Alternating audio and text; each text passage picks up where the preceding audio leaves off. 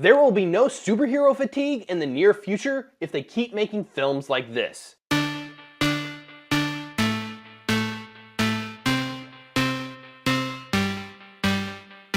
Spider-Man: Homecoming starred Tom Holland, Michael Keaton, Jacob Batalon, Laura Harrier, Robert Downey Jr., and directed by Jon Watts. The latest installment in Marvel's cinematic universe focuses on one of Marvel's most iconic superheroes. Spider-Man has had 5 other films focusing solely on him. The 6th now incorporates the hero into the established cinematic world, with the collaboration between Sony and Marvel. If there isn't superhero film fatigue, one could argue that there might be Spider-Man film fatigue, with all of the other iterations. The initial positive reviews from critics and other great buzz quelled any chilling effects from the other installments. Spider-Man: Homecoming is everything a moviegoer could ask for in a superhero film. The great characters, compelling story, and fun action will keep anyone engaged for the entire runtime of the film. Spider-Man: Homecoming rests primarily on the performance of Tom Holland, and he delivers in spectacular fashion. He is the best mix of nerdy smarts, heroic earnestness, and witty smartass for the role of Spider-Man. Holland is also believable as a teenager who just wants to prove himself. The start of the film is perfect in how it recaps the events of Civil War, and then shows him going out on neighborhood patrols around Queens. The kid goes from fighting Captain America to stopping bike thieves. Anyone can understand feeling underappreciated and unnoticed.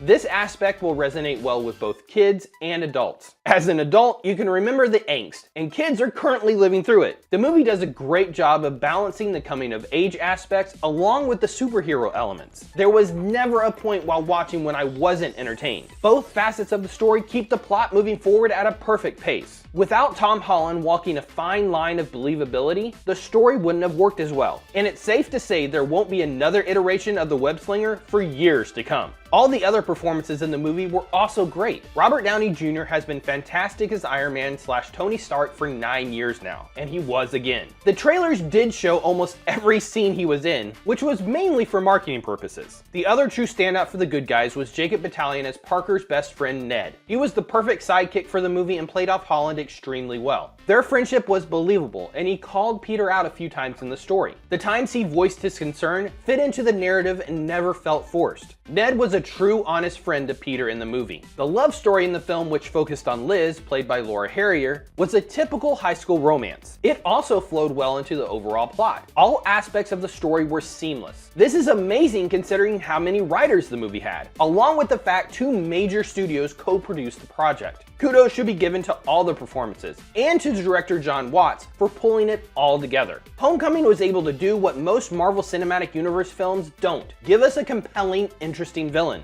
Michael Keaton was simply awesome as the Vulture. The best part of him as a villain is his relatability. It's easy to understand why he chose his path. He just wanted to give his family a good life, and his life of crime seemed a natural course. It, like so many other aspects in the story, is believable. He is also smart and makes the right leaps of logic in the film. It was surprising to see a villain with an interesting backstory and one which was relatable in a Marvel movie. Maybe this was Sony's influence on the film. It could be that Spider-Man is already such an established hero, they felt they could focus more on the villain's story. Whatever the cause, it resulted in a more complete overall movie with a villain whose motives were understood, but still ultimately had to be brought down.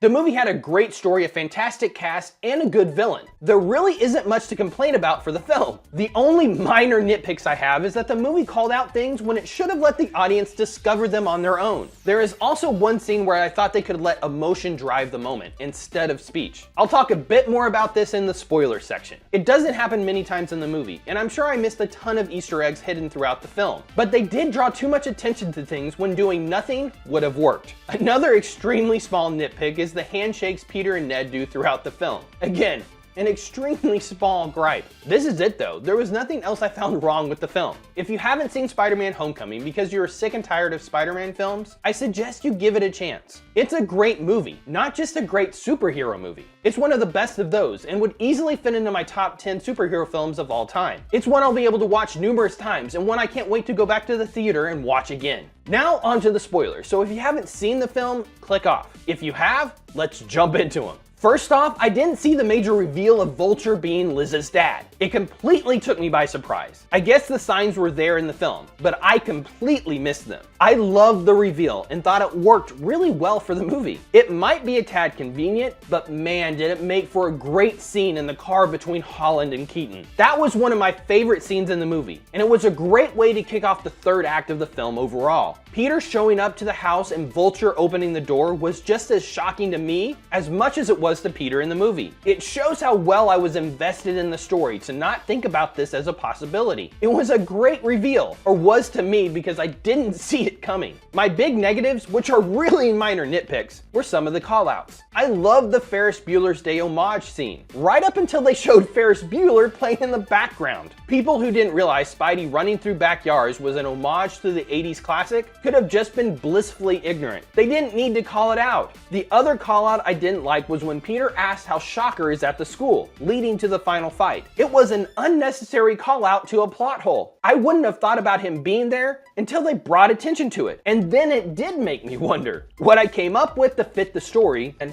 was he was there to meet Vulture before heading out for the job. When Vulture realized Peter was Spider-Man, he made Shocker stay behind to keep an eye on him. Might be a stretch, but I honestly wouldn't have thought about it at all until they called it out. To go along with the unnecessary callouts, there was one time in the film where they should have used emotion instead of speech. When Peter is underneath the rubble and struggling to lift it up, I didn't need the Tony Stark voiceover, nor was it really necessary to call himself Spider-Man to pump himself up. I think the part would have been even more emotionally satisfying if Peter would have just looked at his mask and then started to lift up the rocks. Even with this nitpick, I still loved the scene in the film, and it gave me chills. It was a great moment. I just think it could have been a little bit better. To end on a high note, one of my other favorite scenes in the film is when Peter's stuck in the warehouse figuring out all the things his suit can do. Giving the AI a name and playing with all the different types of web shooters was awesome to see. I'm sure there are many small Easter eggs I missed not being a major comic book fan, but regardless of the nods I didn't pick up, it was a great scene. It was also a great overall sequence of events to highlight how completely Peter was in over his head. He thought he could handle the situation, and it was proven to him he wasn't quite ready for this level of danger. Comment and let me know what your favorite part of the film was. Did you figure out Vulture was Liz's dad? Is Spider-Man Homecoming now your favorite Spider-Man movie? Or is the original or number 2 still a little bit better? I haven't watched 2 in a while, but I think Spider-Man 2 comes in right there with it. Like, share, subscribe, and all that fun stuff.